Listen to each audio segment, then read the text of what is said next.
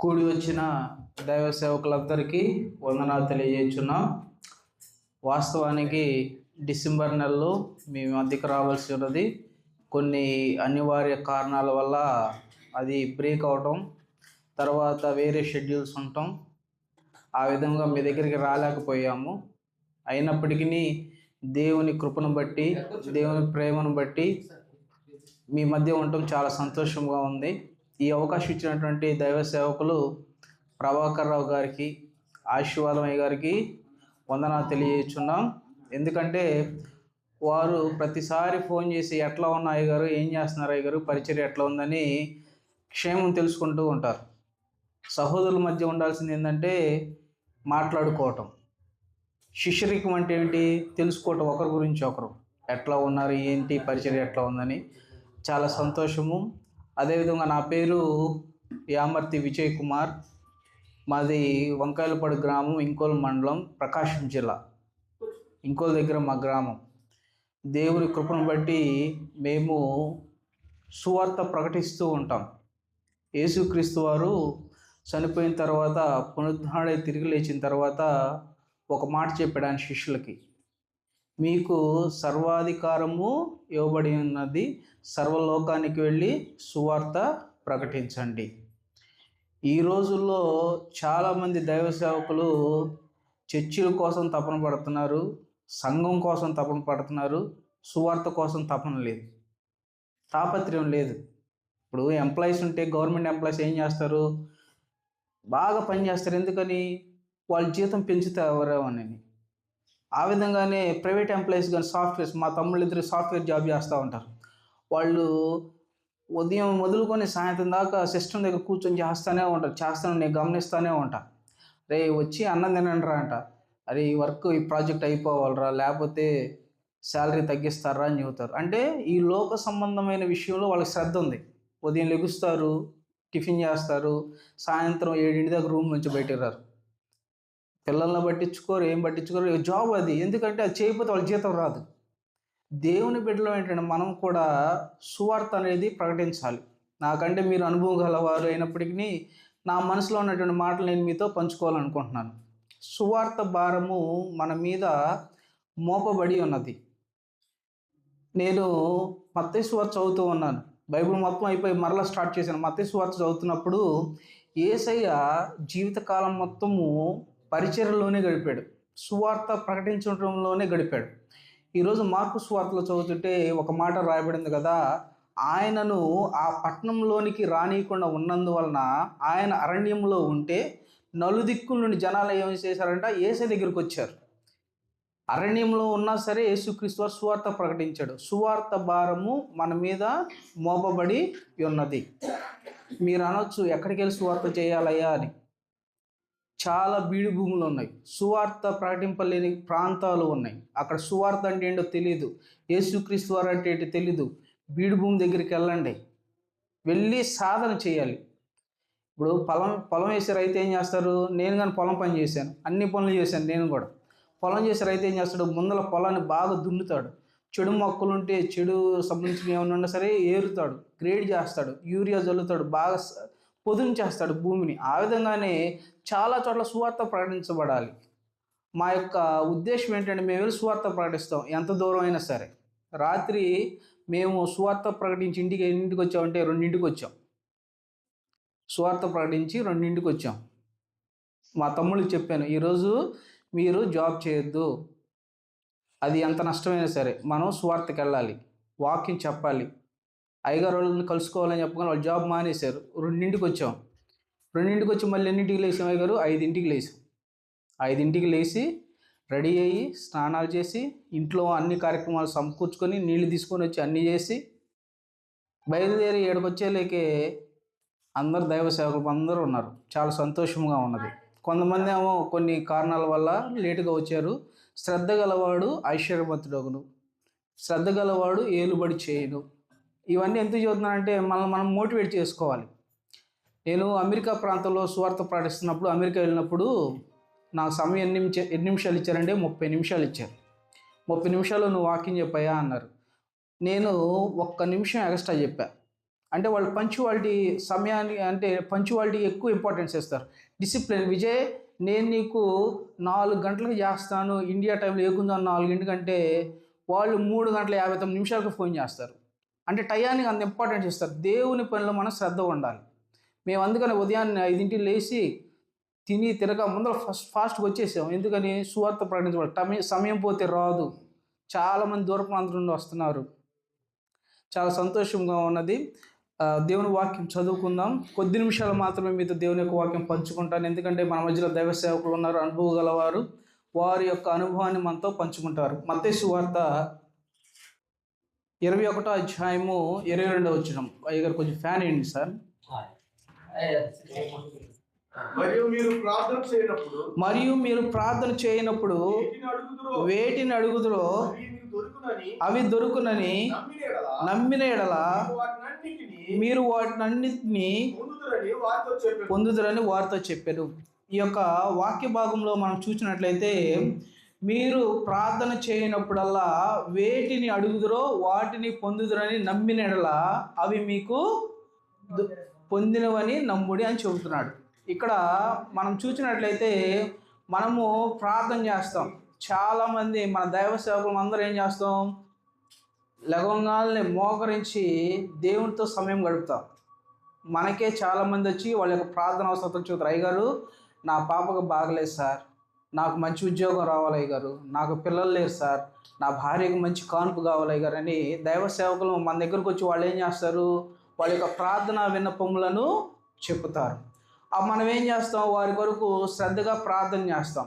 ఏమని ప్రార్థన చేస్తాం? అయ్యా పలాని వారు వారి యొక్క ప్రార్థన అవసరాలు మాకు చెప్పి ఉన్నారయ్యా, అవి నెరవేరులాగున నీ యొక్క కార్యము వారి ఎడల చూపాయి అని చెప్పి ప్రార్థన చేస్తాం. ప్రార్థన చేస్తే సరిపోదు. ఆ ప్రార్థనకి మనం ఏమి యాడ్ చేయాలంట? నమ్మిన ఎడల. ఇంగ్లీష్లో ఏమని ఉందంటే faith. If you have faith, నీకు గనక విశ్వాసం ఉంటే యూ విల్ రిసీవ్ ఇట్, నీవు దాన్ని పొందుకుంటావు. చాలామంది ప్రార్థన చేస్తూ ఉంటారు. ఎన్నో సంవత్సరాల నుంచి నేను ప్రార్థన చేస్తున్నానయ్యా, నాకు ఈ కార్యం జరగట్లేదయ్యా అంటే క్రియలు లేని విశ్వాసము మృతము. మనము ప్రార్థన చేసి మనలో విశ్వాసము లేకపోతే ఆ యొక్క ప్రార్థన వ్యర్థమైపోతుంది. నా జీవితంలో మీరు చూసినట్లు అయ్యగారు, మీరు అనుకోవచ్చు అయ్యగారు కారు వేసుకొని వచ్చాడు, మంచి హ్యాపీ లైఫ్ పొందుతున్నాడు అనుకోవచ్చు. వాస్తవానికి మేము కడు పేదరికం నుండి వచ్చాం. జాగ్రత్తగా వినండి సార్, నా సాక్ష్యాన్ని పంచుకుంటాను. ఎందుకంటే నా యొక్క సాక్ష్యము ఈ యొక్క వాక్యములో మిళితమై ఉన్నది. ఈ యొక్క వాక్యము నా జీవితానికి, నా యొక్క జీవితంలో చాలా గుణపాఠం అనేది నేర్పింది. మాది చాలా పేద కుటుంబం. ఊరు మొత్తానికి కరెంట్ ఉంటే మాకు అసలు కరెంట్ లేదు. చిన్నప్పుడు ఊరు మొత్తం కరెంట్ ఉంది, మాకు కరెంట్ లేదు. మా నాన్నగారు ఎంఏ ఇంగ్లీష్ లిటరేచర్. మా నాన్న జాబ్ చేస్తే మంచి ఉద్యోగం వచ్చేది. కానీ దేవుడు సేవకు పిలుచుకున్నాడు కాబట్టి మా నాన్నగారు సేవ చేస్తూ ఉన్నాడు. మా నాన్నగారు సేవకి వెళ్ళి వస్తేనే మాకు తినడానికి తిండి ఉండేది. మా నాన్న కోసం ఎదురు చూస్తూ ఉండేవాళ్ళం. కడు పేదరికంలో ఉన్నాం. నాకు యూత్ ఏజ్ వచ్చింది. ఇంటర్మీడియట్ స్టేజ్ వచ్చినప్పుడు ఇంటర్మీడియట్లో మా తమ్ముళ్ళు ఇద్దరిని మమ్మల్ని ఎక్కడ చదివించారంటే సింగరాయకొండ ఆర్సిఎం స్కూల్లో చదివించారు. హాస్టల్లో చేర్చారు. నేను ఒక్కనే మమ్మల్తో ఉన్నాను. మా అమ్మ మా నాన్న ఇంట్లో వరండాలో కొనుక్కొని ఉన్నారు, నేను లోపల కొనుక్కొని ఉన్నాను. 2018వ సంవత్సరంలో మధ్యరేత్రప్పుడు వెళ్ళి మా అమ్మని లేపాను. అమ్మ లే అమ్మ అన్న. లేపినప్పుడు ఏం జరుగుతుందంటే ఆ కరెంట్ తీగలు ఉంటాయి కదా, కరెంట్ తీగల మీద ఎలుకలు అటు ఇటు వెళ్తూ ఉన్నాయి. ఆ ఎలుకలు వెళ్ళినప్పుడు దుమ్ము పడేది. ఆ దుమ్ము పట్టడం వల్ల ఏం జరిగింది? మా అమ్మకి డస్ట్ అలర్జీ వచ్చేది. అమ్మ మనకి ఇంత పేదరికం అవసరమా? ఇంత దరిద్రం మనకు అవసరమా? తినడానికి సరిగ్గా తినలేదు, పండుగలు వస్తే బట్టలు కొనుక్కోలేము. సరే బట్టలు కొనుక్కోకపోతే కొనుక్కోపోయాం, కానీ పక్కన వాళ్ళు హేళనగా మాట్లాడేవాళ్ళు. మీ జీవితంలో మీరు బట్టలు కొనుక్కోలేరా, మీ జీవితం ఇంతేరా అని హేళనగా మాట్లాడేవాళ్ళు. ఏందమ్మా మన పరిస్థితి ఏందమ్మా? దేవుడు మనల్ని ఎప్పుడు ఆశీర్వదిస్తాడు. నువ్వేమో ఒక డైరీ ఇచ్చావు, నా దగ్గర ఇప్పుడు ఆ నోట్స్ ఉన్నాయి, ఆ నోట్స్లో రాసుకో అయ్యా అన్నావు నీకేమేం కావాలని. మాకు మంచి బాత్రూమ్ కావాలి, మంచి రిఫ్రిజిరేటర్ కావాలి, మంచి కారు కావాలి, మాకు మంచి జీతాలు కావాలి, మంచి ఇల్లు కావాలి అని రాసుకోమన్నావు. చిన్నప్పుడు ఆయన చేస్తానే ఉన్నాను. నాకు 33 సంవత్సరాలు చేస్తానే ఉన్నానమ్మా. దేవుడు ఎప్పుడు ఆశీర్వదిస్తాడమ్మా? అని మా అమ్మని అడిగా. మా నాన్న అన్నాడు, యూ స్టూపిడ్ ఈడియట్, నువ్వు పడుకోరా, ఇప్పుడు ఇద్దరు లేపుతున్నారా మమ్మల్ని అని చెప్పి మా నాన్న అన్నాడు. మా అమ్మ నాతో మాట్లాడింది. మా అమ్మ ఒక మాట చెప్పింది నాతో, యోబు గారి గురించి చెప్పింది. అయ్యా, యోబుకి దేవుడు అన్నీ ఇచ్చాడురా, యోబు దగ్గర నుంచి దేవుడు తీసుకున్నాడు, తర్వాత యోబుని విస్తారంగా దేవుడు ఆశీర్వదించాడు. మనం ఇప్పుడు పరీక్షా కాలంలో ఉన్నాం, ఎగ్జామినేషన్, దేవుడు మనల్ని పరీక్షిస్తున్నాడు. అప్పటికి యూనివర్సల్ స్కూల్ తెలుసుగా మీకు, యూనివర్సల్ స్కూల్ వాళ్ళు వచ్చి మా నాన్న అడిగారు, ఇంగ్లీష్ వచ్చి 1 గంట చెప్పాయా, నీకు మంచి శాలరీ ఇస్తాము, 1 గంట చాలు అన్నారు. కానీ మా నాన్న దాన్ని ఉపక్రమించాడు, రిజెక్ట్ చేశాడు, అవసరం లేదు అన్నాడు. దేవుడు మనల్ని పరీక్షిస్తున్నాడా, ఆ పరీక్షించిన తరువాత దేవుడు మనల్ని విస్తారముగా ఆశీర్వదిస్తాడయ్యా అని చెప్పింది. సరే, మా అమ్మగారి మాట విని నేను కూడా ప్రార్థన చేయటం మొదలుపెట్టాను. నేను ప్రార్థన చేస్తున్నాను, ఒక్కోసారి విశ్వాసంలో ఉంటున్నాను, యవనస్తుడిని కదా, విశ్వాసంలో త్రొట్టిల్లుతూ ఉన్నాను. ఒక్కసారి నా నిరీక్షణ కోల్పోయేవాడిని, విశ్వాసం కోల్పోయేవాడిని. పండుగ వచ్చిందంటే అందరు బట్టలు కొనుక్కుంటారు, మేము కొనుక్కోలేదని చెప్పి విశ్వాసంలో ఏమి జరిగాయని బాధపడేవాడిని, చింత చెందేవాడిని. కానీ మళ్ళీ నన్ను నేను రెక్టిఫై చేసుకొని, నన్ను నేను ఓదార్చుకొని దేవుడు మనల్ని ఆశీర్వదిస్తాడులే అనుకుంటూ ఉండేవాడిని. ఒకానొక సమయం వచ్చినప్పుడు అయ్యగారు దేవుడు విస్తారముగా ఆశీర్వదించాడు. హల్లెలూయా. ఎంత ఆశీర్వదించాడంటే మా యొక్క ఆశీర్వాదమును చూచి జనులు కూడా అసూయపడ్డారు. బైబిల్లోనే ఉంది, ఈ లోకంలో ఏముంది, అబ్రహాం యొక్క ఆశీర్వాదం చూసి, ఇస్సాకు యొక్క ఆశీర్వాదం చూసి ఫిలిస్తీన్లు ఏం చేశారంట, అసూయపడ్డారు. సొంత తమ్ముడైన యోసేపు మీదే అన్నదమ్ములు అసూయపడ్డారు. అసూయపడి లోకంలో మన బంధువులైన వాళ్ళందరూ దూరం అయ్యారు, ఆత్మీయులందరూ దగ్గర అయ్యారు. దేవుడు ఎట్లా ఆశీర్వదించాడంటే, ఇప్పుడు మేము అనేక మందికి సహాయం చేసే స్థితిలో దేవుడు మమ్మల్ని హెచ్చించాడు. హల్లెలూయా. చాలామంది దైవ సేవకులకు నెల నెల సహాయం చేయటం, వృద్ధులకు వస్త్రాలు పంచటం, దుప్పట్లు డిస్ట్రిబ్యూట్ చేయటం, ఫుడ్ డ్రైవ్ చేయటం. ఎందుకంటే దేవుడు మనకిచ్చినది వాటితో పంచుకోవాలి. హాస్టల్ నడుపుతున్నాం, హాస్టల్లో 24 మంది పిల్లలు ఉన్నారు. 24 మంది పిల్లల్లో 3 ఇంటర్మీడియట్, జేఈ మెయిన్స్, నీట్కి ప్రిపేర్ చేస్తున్నాం. ఒక్కో పిల్లడి ఫీజు 1,50,000. 2 మెరిట్ స్టూడెంట్స్, వాళ్ళు బాగా చదువుతారు, మెరిట్ స్టూడెంట్స్, వాళ్ళని గుంటూరులో చేర్పించి వాళ్ళని మెడిసిన్స్కి ప్రిపేర్ చేస్తున్నాం. దేవుడు ఆ విధముగా ఆశీర్వదించాడు. మా యొక్క ఆశీర్వాదాన్ని కూడా మీతో పంచుకోవాలని అయ్యగారు వాళ్ళు అడిగారు, మీకేం కావాలి సార్ అన్న. అయ్యగారు వాళ్ళు తడబడుతున్నారు, మీరు చెప్పండి సార్, మీకేం కావాలి సార్ చెప్పండి సార్ అన్న. అయ్యా, మన దైవ సేవకులు ఉన్నారు, దైవ సేవకులకు వస్త్రాలు ఇవ్వండి అయ్యా అని అయ్యగారు వాళ్ళు చెప్పినప్పుడు నాకు మా అమ్మగారికి మైండ్లో స్ట్రైక్ అయిన మాట తెలుసా, యేసుక్రీస్తు వారు అంటారు కదా, నేను వస్త్రహీనుడిగా ఉన్నప్పుడు మీరు నాకు వస్త్రాలు ఇచ్చారా, నేను రోగిగా ఉన్నప్పుడు మీరు నన్ను దర్శించారా, నేను ఆహారం లేక అలమటిస్తున్నప్పుడు మీరు నాకు వచ్చి భోజనం చేశారా, పెట్టారా అని యేసయ్య ప్రశ్నిస్తే వాళ్ళు ఏమన్నారు, అయ్యా నువ్వు ఎప్పుడు వచ్చావయ్యా, నువ్వు ఎప్పుడు మా బట్టలు లేకుండా ఉన్నావయ్యా అని వాళ్ళు అడిగారు. ఎందుకంటే యేసుక్రీస్తు వారు మీలోనే ఉన్నారు. దైవ సేవకులను ప్రేమించటం గొప్ప ఆశీర్వాదం.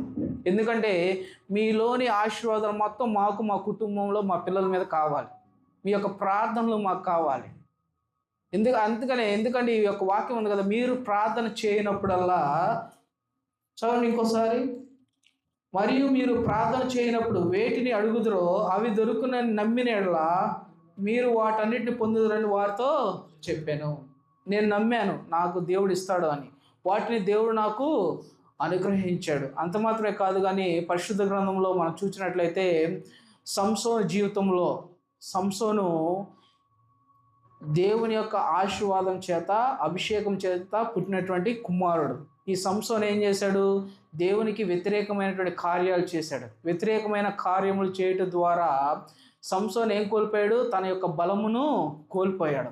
చివరికి దీనస్థితిలో, ఏమీ లేని స్థితిలో ఆయన విశ్వాసముతో కన్నీరు విడుచుచు ప్రార్థన చేశాడు. తండ్రి అయిన దేవా, యెహోవా దేవా, నాకు ఒక్క అవకాశం ఇయ్యయ్యా, నన్ను క్షమించయ్యా, నేను చేసినట్టు పాపాలు క్షమించాయని సంసోను విశ్వాసంతో ప్రార్థన చేసినప్పుడు ఆ విశ్వాసములో ఏం పొందుకున్నాడు, బలము పొందుకున్నాడు. ఆ బలము పొందుకున్నట ద్వారా ఆ యొక్క ఫిలిస్తీన్ల యొక్క దేవాలయాన్ని కూల్చివేశాడు. హల్లెలూయా.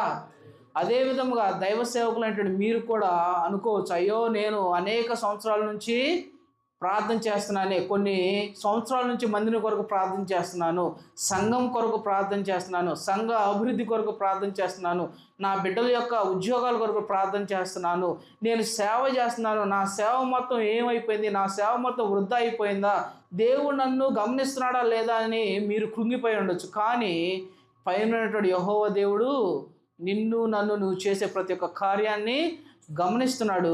ప్రతి దానికి సమయము కలదు, దాని సమయమున యెహోవా దేవుడు దాన్ని నెరవేరుస్తాడు. మీ జీవితంలో కూడా వాటిని నెరవేరుస్తాడు. నేను చెప్పేది ఏంటంటే, మీరు విశ్వాసంలో కృంగిపోవద్దు, విశ్వాసం నుండి వైతొలగిపోవద్దు. ఒకానొక సమయంలో దేవుడు ఆశీర్వదిస్తాడు. ఆ ఆశీర్వదించే సమయానికి మనం దేవుని నుంచి దూరంగా వెళ్ళామనుకో, ఇన్ని సంవత్సరాల నుంచి వెయిటింగ్ చేసినటువంటి సమయం మొత్తము వృధా అవుతుంది. అబ్రహాము కూడా చూడండి, మీకు తెలియదు ఏమన్నా, అబ్రహాము కూడా ఎన్ని సంవత్సరాలు వెయిట్ చేశాడయ్యా? ఎన్ని సంవత్సరాలు అబ్రహాము? 25 సంవత్సరాలు. 75 సంవత్సరాలప్పుడు దేవుడు వాగ్దానం చేస్తే 25 సంవత్సరాలు వెయిట్ చేశాడు. ఇశ్రాయేల్ జనాంగము ఎన్ని సంవత్సరాలు? 400 సంవత్సరాలు. 400 సంవత్సరాలు వెయిట్ చేశారు. ఎందుకంటే వేచి ఉండటంలో గొప్ప దీవెన అనేది దాగి ఉన్నది. ఆ దీవెన మా కుటుంబంలో కూడా దేవుడు అనుగ్రహించాడు. అదే దీవెన మీ కుటుంబంలో కూడా దేవుడు అనుగ్రహించునుగాక. అందుకని మీరు ప్రార్థన చేయనప్పుడల్లా ప్రతిదీ జరుగునని విశ్వసించవలసిందిగా దైవ సేవకులంటే మిమ్మల్ని అందరినీ కోరుతున్నాను అయ్యగారు.